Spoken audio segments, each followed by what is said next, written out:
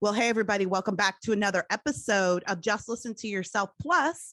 And I am pleased to welcome a friend and now a fellow candidate for office, Lance Christensen. He is running for the California Superintendent,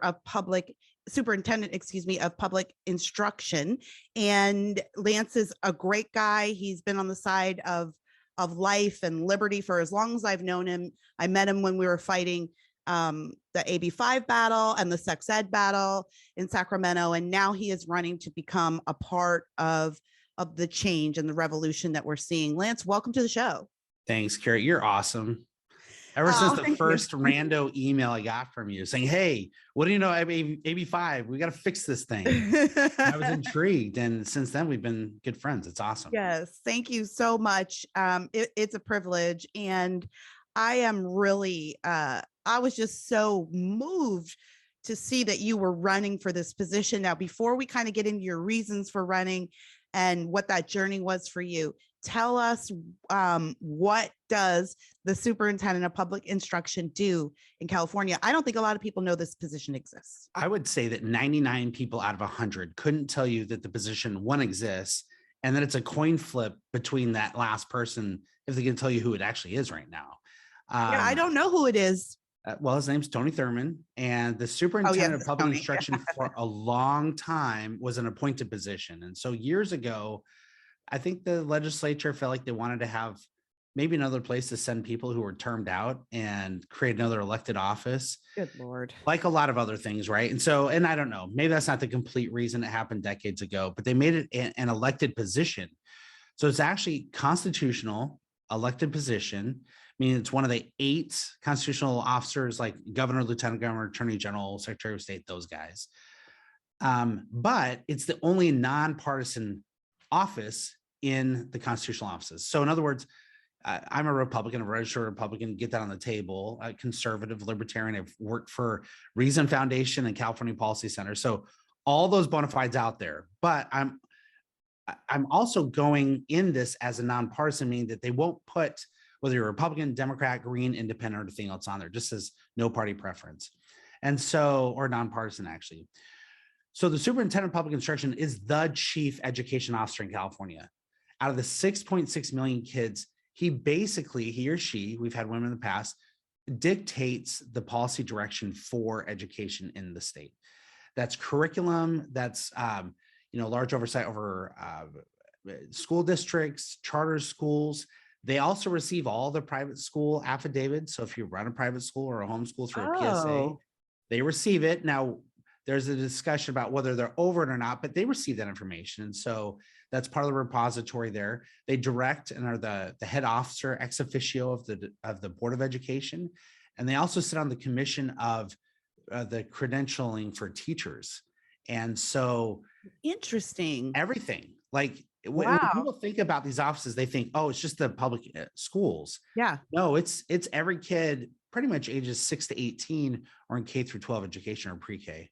Wow. I did not know the scope of this. I mean, I honestly didn't really know about, I've been involved in education, and even I didn't really understand this position until you were running. And then I was interested in it. Of course, in the last couple of years, we've all become way more interested in public education. I mean, usually my battles have been fought on just like the curriculum, like really the base levels as a parent, more so than even a political pundit and activist.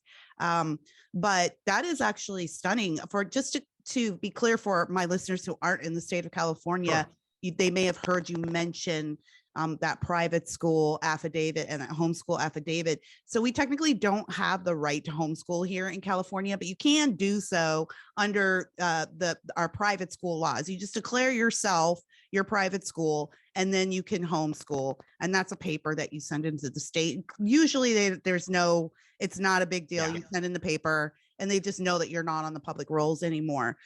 So when he says that's what he's referring to. We're not like other states where it's like, oh, if you just want to pull your kid out and homeschool, you just do that.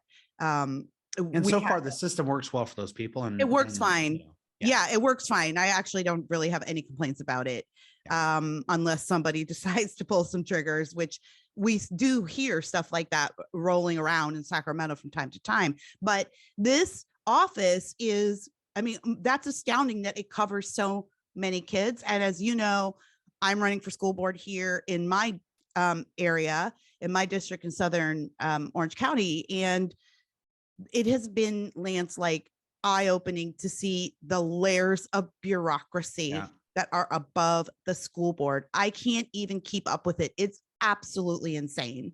So if you're a regular school board member, you're probably one of the most powerful people in your community.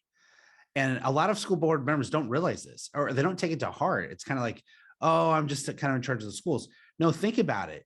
You're in charge of every single kid that lives in your jurisdiction, whether or not they go to public school or not, right?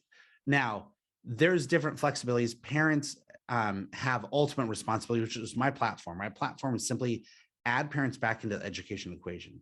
But if you're running for school board, you determine the curriculum, you determine boundaries, you determine whether you're going to keep or close schools, discipline issues, every major thing that a parent has to deal with, whether or not to approve a charter school, which is a big battle for a lot of school districts. That all happens at the school board level. But like you said, there's a whole other several set of layers above that. You've got the county offices of education. All 58 counties have one of those. That office of education will funnel money through, do special ed, make sure they take care of the kids that are incarcerated, their education. If a kid in juvenile hall or the Department of Juvenile Justice, they've got to figure out how to deal with that stuff. And then you've also got people who are above that at the Department of Education, the Board of Education, which really take what the legislature gives them and the federal government gives them and then shoves it down the hill. And the Department of Education's budget, or at least the superintendent's office, is $125 million this year. So there's a lot of bureaucracy going on in that building. And so much money. That's really, I mean, just the money flowing through is just, it's so tempting. Well, I know that people like you and I would prefer there not to be all these layers of bureaucracy, but since there are, we might as well be filling these positions with good people. So why do you want to run for superintendent of public instruction? It sounds like a giant job. And it also sounds, I don't mean to sound dramatic, but it sounds a little dangerous, to be honest, because the unions really own public instruction in California, for better, for worse, whether or not you're a union person or not. You know, I'm not trying to actually disparage people who are in unions, but what I am saying is that the union apparatus has been very powerful in Sacramento, and they have been known to do some shady things to protect that power and all of the money that flows through there. Why are you running? Well, a little bit of background on me. I'm a father of 5, happily married for almost 22 years. My oldest is graduating next month. My youngest is in kindergartner. So I have a K through 12 education system at home. Right? And my wife, God bless her, she has the 3 youngest are being homeschooled through a charter school right now. So they're all technically, all 5 of my kids are in the public school system. Mm-hmm. And when I was in the legislature, when you and I met, we were working hard on an issue. It was a constitutional amendment and a change in law that would give education savings accounts to any kid that wants them. And this was a bill that I worked with my former boss, John Warlock, who represented Orange County very capably, the only CPA in the legislature. I was his chief of staff. And in 2018, we had this bill, SB 1344, worked on that really hard. It didn't go anywhere. The education committee killed it, of course, because the legislatures owned lock, stock, and barrel by the teachers union. Yeah, top to bottom. And that's so, just a reality. It is. And again, I love teachers. We've had amazing amount of teachers. I was an educational assistant years ago after undergrad, before I went to grad school at Pepperdine down in Malibu, where I got a master's of public policy degree.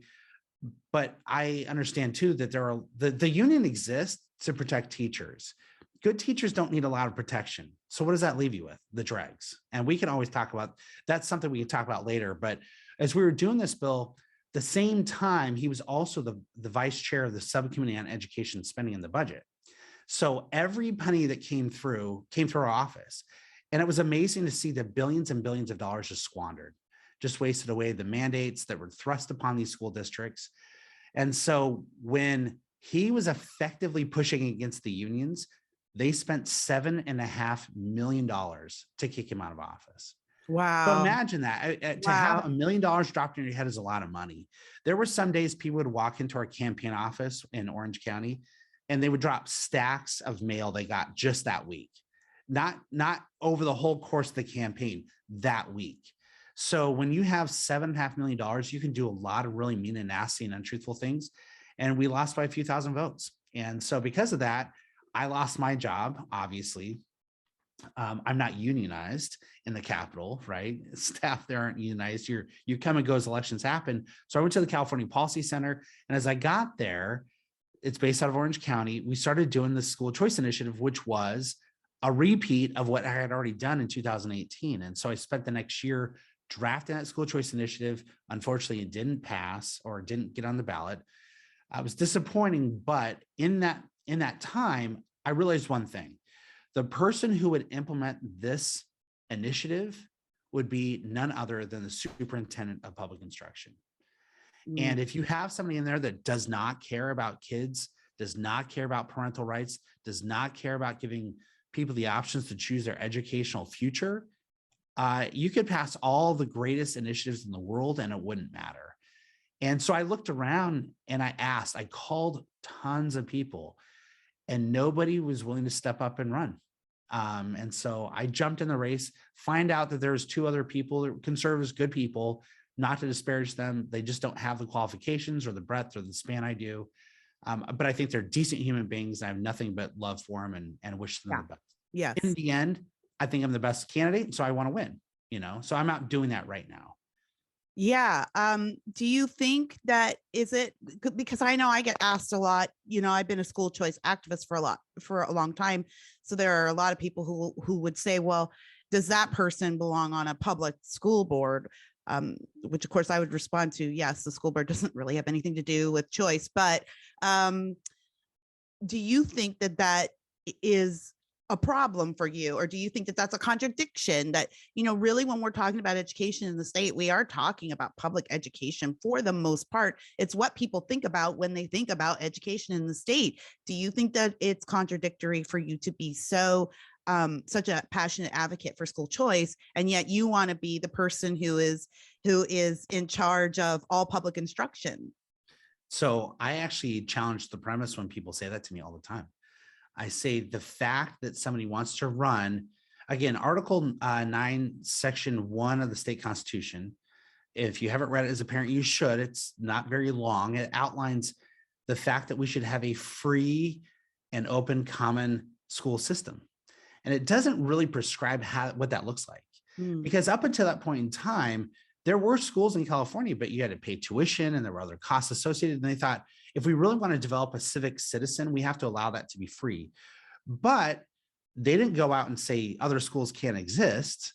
And so in thinking about that, I tell people, if you want a good education, competition is your best way to achieve that. And just because the government pays for schools doesn't mean that's the only public school. If you go to a private school, that's public, right? There's a lot of people that do homeschool and it's a co-op. It's public in a micro sense, but it's still public. And so when you run for a school board, you're just in that jurisdiction. You're just literally in a political subdivision saying, we want the best options for our kids possible. That's it, end of story. So is that at the government school, the district, the traditional neighborhood school? If that is, I've sent my kids to those. There are some fantastic schools and fantastic teachers, no problem. But to think that they own the school or have a corner on the education market is ridiculous. It's nonsensical. And in fact, if you were to go and ask most of the people on the education committee where they send their kids, it's not to public schools. No. The governor, does he send his kids to public schools?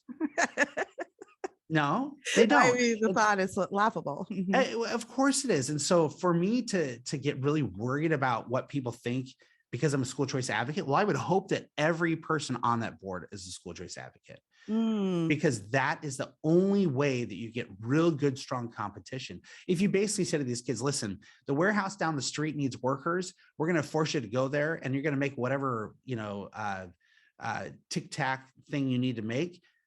would we kind of push back a little bit and say, well, I don't want to make that thing. I don't want to make socks all day. Maybe I want to be an engineer. No, you got to go to that school because that's down the street. Mm. And as Corey DeAngelis says these things really well all the time, we need to fund students, not systems, but also in our pre-K or preschool stuff and in higher education, we allow government dollars to follow our kids. You have absolute school choice. You don't have to go to the community college in your neighborhood just because that's where you live.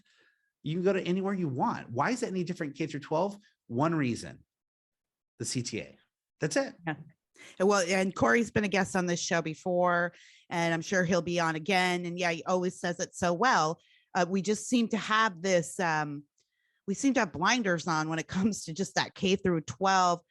I could get into a lot of reasons why that is. I'm not actually going to pull you into that discussion because I'm happy to go there anytime. I mean, well, I think it's because there's an element in this country that recognizes that that is the most vulnerable time for children. Mm-hmm. And so if they control that narrative, if they control what the kids are learning, if they control what the kids are saying, allowed to say, allowed to hear, they can create people who go on to push their own causes and own ideology. They don't care about college. College is already filled with a lot of progressive professors who will toe that line. And by that time, those kids are older and they don't care too much about kindergarten, although they are trying to expand the state's reach into your home younger and younger. But it's those school hours where they know your kids are going to be out of your care for 6 to 8 hours a day. So yeah, they don't care about those other things. To me, it's not anything to do with I think at the top, I mean, I know there's a lot of people who do feel genuinely passionately about this, but I mean, at the top, the people who are running things, it's not because they're really worried about the type of education or the quality of education our kids get. It is, I hate to use this word because it's such a buzzword these days, but it is indoctrination.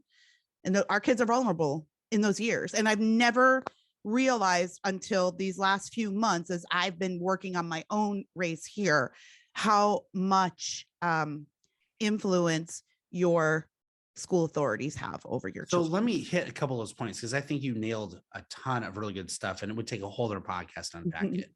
But one is a lot of parents just kind of have this nostalgia for when they were in school and like, oh, it was so great. And I was able to weather the storm and it wasn't a big deal. And yeah, I had that professor who was a little loony or that teacher in high school, it was kind of weird. I had those, you had those. But we got through it. It's not like that now. The influences of social media and of instant communication, access to the world's information at your fingertips has changed all of that. It's not the notes that are passed around at school or shoved in lockers, Jimmy's going out with Susie sort of stuff. Right. It is like, it's absolutely disgusting, horrifying.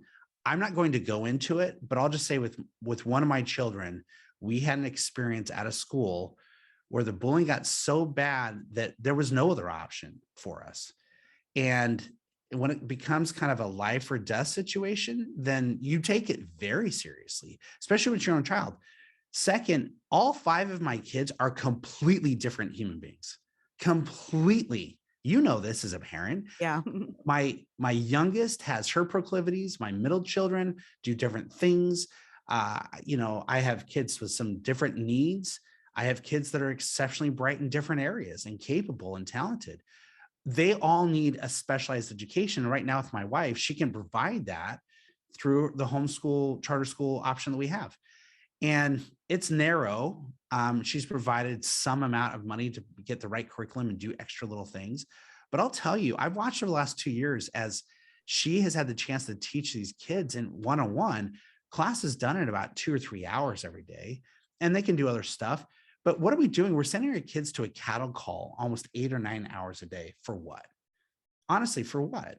Is it just for daycare? If that's the case, then we can have a conversation about what working parents, single moms need to do to take care of their kids. I'm totally open to that conversation. But I think we're at a place now where we really have to consider what education's all about. Mm-hmm. It used to be we were creating a civic citizen, somebody who could come in and not just be another cog in the economy, but somebody who would lead in the community, somebody who would be, good fathers and mothers, somebody who would be good business people and neighbors and civic citizens that doesn't exist anymore in our public schools. And so the indoctrination is less about them poisoning our kids with ideas. It's about not letting them learn how to learn, which is the most fundamental thing they should be doing in schools. And lastly, I'll just say this on this topic. My favorite teachers were the ones where I had no idea what their politics were. Yes. And he would try so hard. Oh, they have to be Yes. liberal. Oh, they have to be conservative. They have to Yes. be libertarian. Oh, they're crazy environmentalists, you know? Uh-huh. My favorite ones were those people where you could have an honest, legitimate conversation about complex and difficult issues. And in the end, your mind is expanded without being, crammed with all these weird and crazy ideas. We were talking about this. I was talking about this with a friend, a colleague, about the Florida bill, the parental rights and education bill that has gotten so much pushback. And Bari Weiss actually had a great tweet. She was like, when I was in school, when we wanted to derail class because we were bored, we would try to get the teacher to tell us about her boyfriend or about her husband, or, we'd ask very personal questions. And the answer was always none of your business. And then we would go back to learning. Like, I can remember not knowing anything about the personal lives of my teachers. And I remember, Lance, like in third grade, trick-or-treating for Halloween, and I ended up at my third grade teacher's apartment, and her coming to the door, and she was in a robe, like she just got out the shower, and I was like, oh my gosh, I don't want to see this. Mrs. McLaughlin, don't you live at school? Like, I couldn't believe that she did not live at school. It was just so bizarre to me that she would have a home. And then there was a man in the house, which turned out to be her husband, but it was like, it blew my mind to think of her as an individual person who has like this personal life, because in the classroom, she was simply there to teach me, to guide me, and to nurture me. And that's what she did. Yeah. I can still remember too, being a young kid in elementary school. I grew up in Aurora, Colorado, outside Denver. And the principal of our school was the god of that school. Like, he everything. Jerry Lemons. I'll never forget his name. I mean, I adore that man.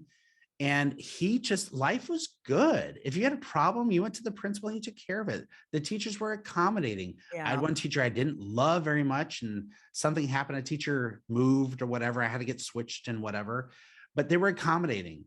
And I knew the teachers cared and loved me. But now think about it. What, 2 or 3 years ago, we were having this huge Me Too movement, maybe 4 or 5, whatever it was. Any of that stuff that's happening with these women, rightly, we should be opposed to it in the workplace. Absolutely. Especially in the legislature, where it was rampant. But you're going to advocate for that crap in these kids' elementary classrooms? Like, help me understand this. Like, you do damage to an adult who can mitigate these very complex emotional and psychological issues, but you're going to tell a third grader that, oh, well, just get over it. We're just teaching you biology. Any parent who spent 5 minutes looking through a lot of these books that are common in most public libraries would be astounded. And if I had $1 million right now, I would just set up a project and I would go through every school district's library and I would say, okay, I want to know what every book is in there, and it's online for all the parents to see, and they can see the objectionable stuff. And then when people, like bomb on me, like Gavin, it sits in front of a camera reading these books that have been banned by, by conservatives.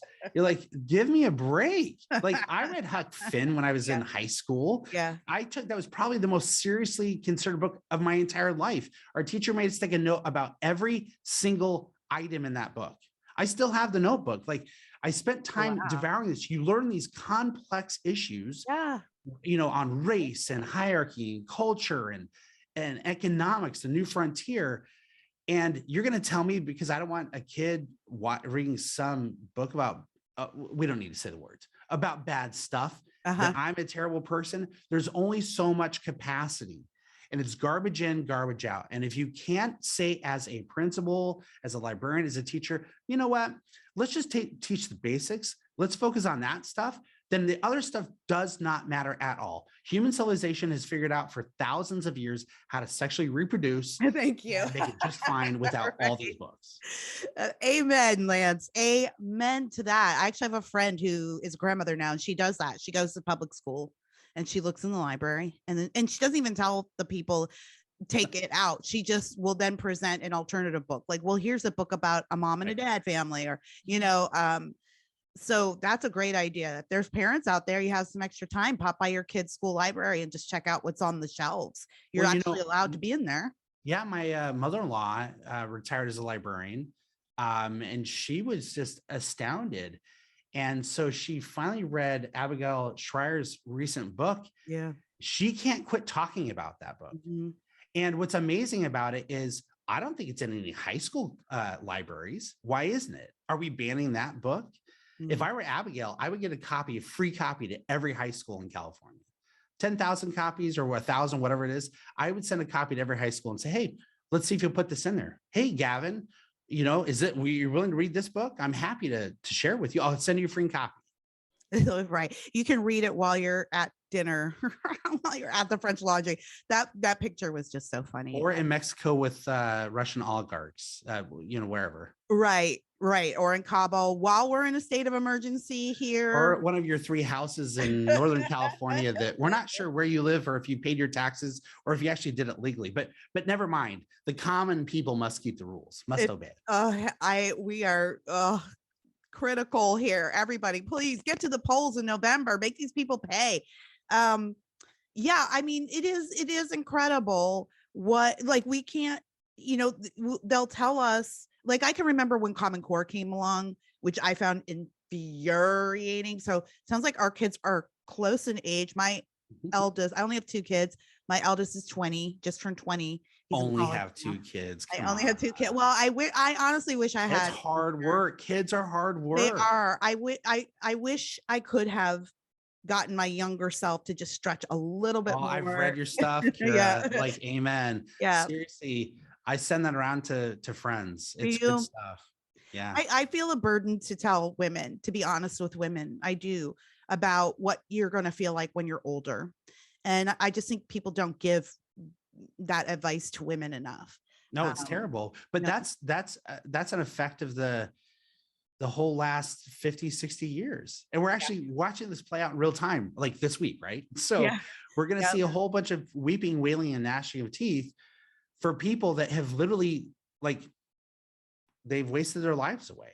And I've had people say this to me who are in my age and come back and said, the mistake of my life was never getting married and having kids. Yeah, that is what I want to avoid. I had a friend who, I know we're getting sidetracked, but we're going to get back. But this is all related to parents and kids and life and what's important. And I had a friend who, as silly as this is going to sound to some people, I don't want you to judge my friend. She just really did not know. Who's a professional woman who spent the early part of her life really getting to the top of her profession, did so proud of her, did well for herself, and thought when she got close to 50, okay, now I'm ready for a baby. I just like one. And she went to the doctor and she had to go to several. And the last doctor was like, look, you've been lied to. Your body cannot accommodate a pregnancy this late in your life. I know that you're healthy and you've done all the right things, but your ovaries still age at the same rate. Your uterus still ages at the same rate. You're too old to have children.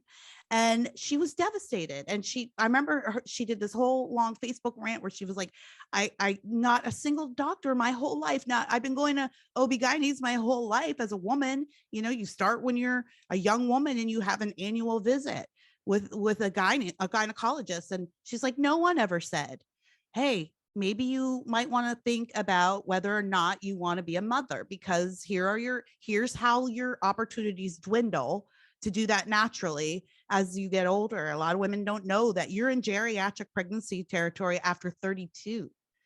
That's never changed. Women have the right to vote and the right to work, but that has never changed. And every year after 32 that you don't have a child, that you don't produce a pregnancy, I think your chances of being able to conceive drop by 5% or something like that. So if you have a child before 32, you increase your chances of getting pregnant up until you're 50, right? If you have your children early, those women actually can. Anyways, we're not being honest with women, and we're not being honest also, I think, with parents about the long-term consequences of what can happen to our children and their minds and their future families when we sort of acquiesce all this control to a government entity that has them for 6 to 8 hours a day, and we don't get curious about what's going on in there. And the last 2 years has been a revelation, even for someone like me who's always been involved in education. So if you go back to the founding of the country, education was a big deal throughout the colonies. Most people taught their kids within their homes, but they taught them up to about a third grade education, read, write, and some basic math. That's all you needed. If 98% of your population is working a farm, they're not balancing books and going to law school and that kind of stuff. So you have your John Adams and Jeffersons and all those guys. They did their thing, and I'm grateful for that. But they also knew that it was important for some of their kids to get more education, so they would bring school teachers in as supplements. And then we got to this place where we're like, okay, well, maybe this is more important. So the churches said, okay, we'll use our buildings. We're not doing the rest of the week. We can use them as schoolhouses. The Catholic Church has done this a lot throughout the world and as such. There's some amount of, education that's theological there and whatever, but it's all the same thing. And when we started the public school system, at least the modern one, it's this Prussian model that basically we're now creating economic bots. We're taking, plugging and playing these widgets, and we're putting them on a conveyor belt. They're going through the conveyor belt and coming out the other side. And hopefully they've been stamped and pressed and molded and squished and given all the right tools to succeed. But we know there's a lot of misses along the way. And so when that becomes the primary formulation of our kids, we've lost the plot. And so school should be a supplementary to everything, not the primary. Oh, that's so good. Right? Yes. So family is where it starts. And this gets back to what we were just talking about a second ago. When kids are lied to, when they're told you can go out and be a widget maker for somebody else, work for the man for 20 or 30 years, and then come back and start your family, here's backwards. It's completely backwards. Now, not discounting for all the trolls and terrible people out there that are going to say, oh, he just wants people who get married young, get pregnant, have babies, and do nothing else. Nope, not saying that at all. When my wife and I first got married, we were married for almost 4 years without any kids. We graduated from college. We traveled. We had a good time. We got to know each other. We were younger, but we knew that at some point in time, that was the next piece. And if my wife wanted to go out and get a master's degree or travel the world or get a job somewhere in Europe, I would have jumped on board. We would have gone and done it. But at some point in time, we had to have that conversation, which only happens, honestly, when somebody actually ties the knot. And you probably remember this, right? Yep. I can remember my wedding day. You go from madly in love, crazy, your brain's not working, to all of a sudden, oh my goodness, like this is real. Yeah, like there's a whole life here. We have to, have to be healthcare. My parents are going to cover all the vacation costs anymore. And then your eyes get big. I remember coming home from school class one day. We were both undergrads at BYU, and my wife was working as a waitress at a Mexican restaurant. And she would make more money without the ring on than with it on. So we had this debate, like, do you wear it or not? And when she came on with that first mixtape, I was like, okay, put it back on. Don't care. We're not going to do this anymore. But it was so funny. She hated the job after a period of time because you can only waitress for so long and it's just not fun. Where she actually on the back of an envelope did our budget. And she goes, oh my gosh, there's so much money that we're spending. Like we can't make this happen. And I finally said to her, listen, quit your job, focus on school. I'll take extra hours at my job and we'll make it work. And we did. And it was a sacrifice that we made together and had that conversation. We had our first kid. Then you talk about, okay, how are we going to clothe and feed this kid? What kind of activities? What kind of traveling? Are we going to make sure we see grandma and grandpa? All those things are important. And yet when our schools tell our kids, no, it's all about you. It's all about you. And you just figure out what you want to do and go work for the man for a while. It is a complete lie for these kids, but they're not any different. Because their parents are like, oh, I went to school and it was all right. Yeah, I that's quite a tangent. I'm sorry about that. No, this is what we do on JLTY. JLTY, just listen to yourself, is about tangents. All my listeners now.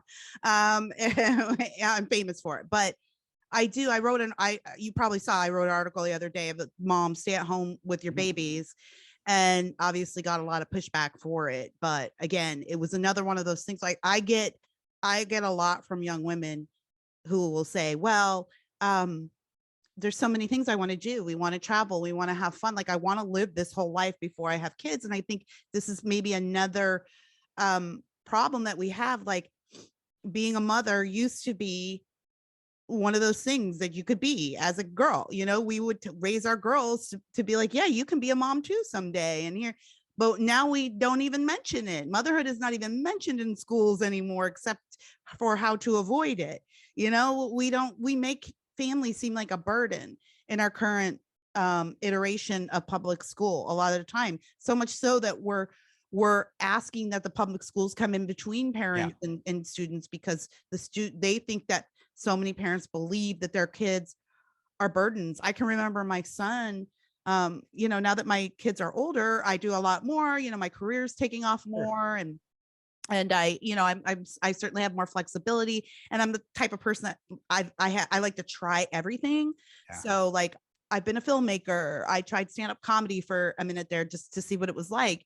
I remember my son came to my show and he was like, "You're so good." And he was like, I was like, "Yeah, I wish, you know, maybe it would have been fun if I had started this early enough to do the hustle of comedy and all that." But I just wanted to try it. And he was like, do you ever feel like regret that you gave all of those opportunities up to stay at home? And I was like, it shocked me. It took me back a little bit, because I was like, oh, I can't even believe that you would think of it like that you would frame it like that I gave up something. I'm like, I didn't give up something. I chose something. I did the thing that I chose to do was be at home. I wasn't like, oh, I have to do this or I have to do that. I was like, I get to do this. And not to say there aren't people that feel that way. And we've met them, the people that really feel like they did sacrifice a life of luxury or fun or fame or stardom or whatever. My kids are the 5 best blessings of my entire life. Absolutely. And I seriously want nothing to do except be with my wife every day. Like all this stuff is fluff. It's fun. It's interesting. My wife's always like, "Oh, you're kind of a big deal, right?" You know, making fun of me. But I'm like, no, you know, in the end, I come home to a woman who just sincerely dotes on my kids and me, and is amazingly talented, and on her own would be very successful. And one day when the kids are out and she's got time, she'll have time. Yeah. She's amazing and she will do those things, but it's not a waste, and it's a choice we made too. And that's the reason, honestly, tying this all back together, I'm running. It's very simple. I want people to have a choice. I don't want to tell them they have to do this route or get on the conveyor belt. Just trust us. This conveyor belt is going to take you where you need to go, because it won't always take you where you need to go. And sometimes the conveyor belt jams up, and sometimes it dumps you off the side. Sometimes you get stuck in the gears. So let's figure out a way that we can protect these kids, give them a great education, a quality education, which, by the way, the Supreme Court of California has ruled that the Constitution doesn't provide for a high quality public education. Let that sink in. Most people don't know that. The Vergara decision, which started 10 years ago, where these students said, we're getting a crappy education in California. They sued. They get all the way to the Supreme Court. The Supreme Court says, well, technically, the Constitution doesn't provide for a high quality public education. We can't really quantify that, so you're out of luck. The state. So you bash on me for making choices about my most prized possessions? Yeah. Please. Yeah. Seriously, please. Right. I know. Absolutely. And I think as a parent, Lance, and I know I'm just preaching to the choir because you're just a parent too, which is why you're running. And we say just a parent, but like we both have political careers. We both came from politics, and you know, I've been accused of maybe like lying about my intentions for wanting to get involved, because people will say, well, you're not just a parent. You've been a political pundit for 12 years. You know, you're on Fox News every other night. Like, I'm like, no, it's my work in politics that has informed me. Right. But at the end of the day, I am a parent. I am a parent who has been suffering. And I think the most frustrating thing, Lance, over the last 2 years, especially, has been like when I have gone to the people in authorities to say, we are suffering. My children are suffering. Like, we're in pain. My son was a 2020 graduate. He didn't get any of that year. You know, it still like brings me to tears to think about it. Like, he just lost all of that. It was stolen from him. Yeah. And then when I had then we did our part. We stayed home. We did all of those things. And then when I said, okay, please, you have told him his entire school career that these are the steps you take to get to the next step. And now you're pulling the rug out from under him at that last step. What are we to do? I'm looking at a young man who's having his life put on hold. For you and I, Lance, at our age, a year or two might not be a lot to lose. But at 17 or 18, those are the most formative years of your life. To be told that I was being selfish, to be told that I was being a terrorist, to be told that I just wanted a babysitter for my kids. It was infuriating.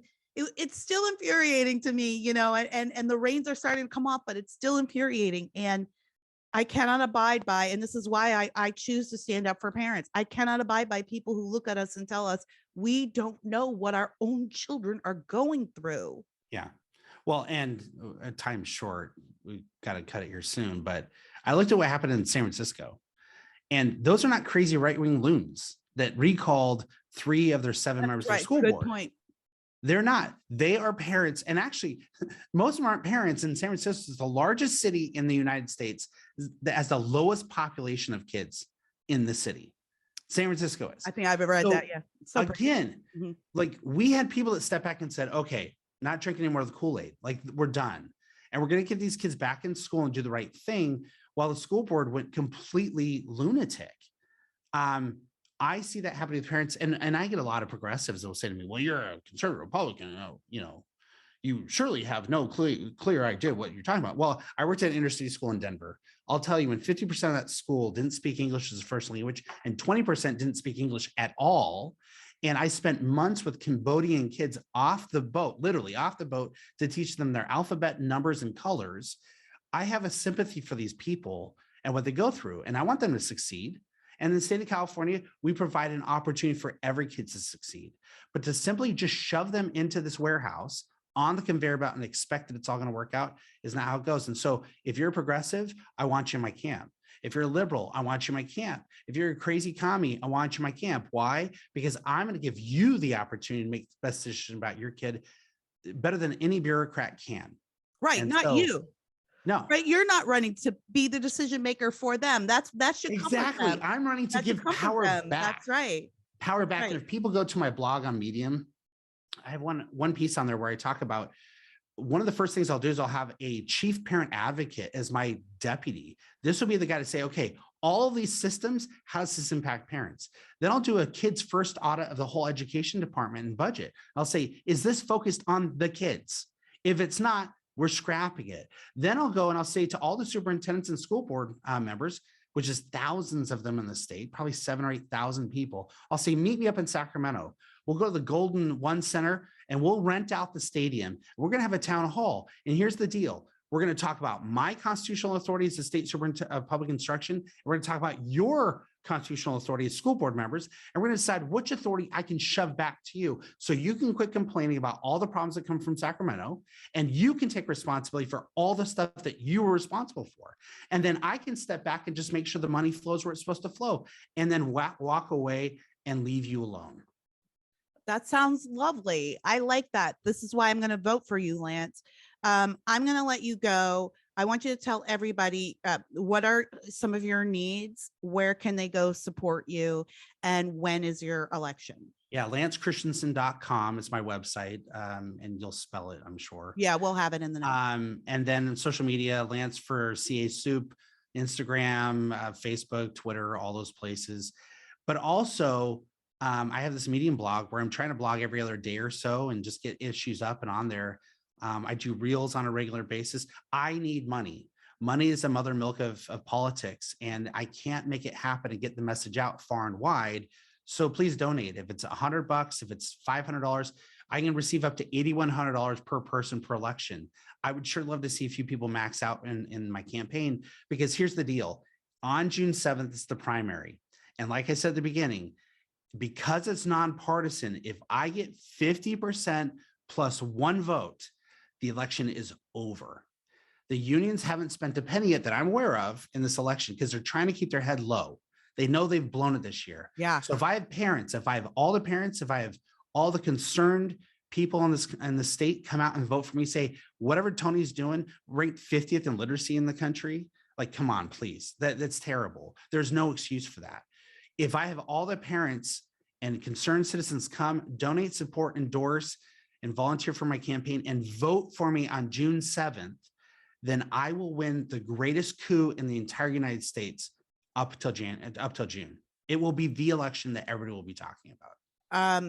So listeners, if you're not in California, you've just heard Lance says he needs money. We all know it's distasteful. I know a lot of us have given up giving money to candidates, but when we're talking about citizen candidates like Lance, like myself, it is worth your money. So if you can come up off of a few bucks to help push Lance over the finish line, do so. If you're here in California, please tick off the box for Lance in June. This is so important. It's going to be even important to me as I move forward with what I'm doing here in my district. So Lance, I thank you so much for your sacrifice. And I thank you because this is a sacrifice. I mean, it's just, it's unbelievable how much effort and work and pain goes into running for office. So thank you for taking up the call, and thank you to your wife and family for allowing you to do that and for supporting you at home while you traipse all over the state making your case. It's a good case, and as I've given you my official endorsement. Yep, you're amazing. Every other kind of endorsement as well. I can't wait to see you win.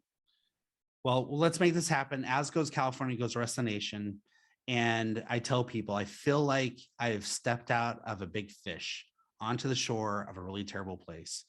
And that's my calling. So I'm here to do this. And if it means that we go through some rough times for the kids, I'll take it because they're important. Amen. All right. Thank you, Lance. Thank you so much for joining us today. No problem, my friend.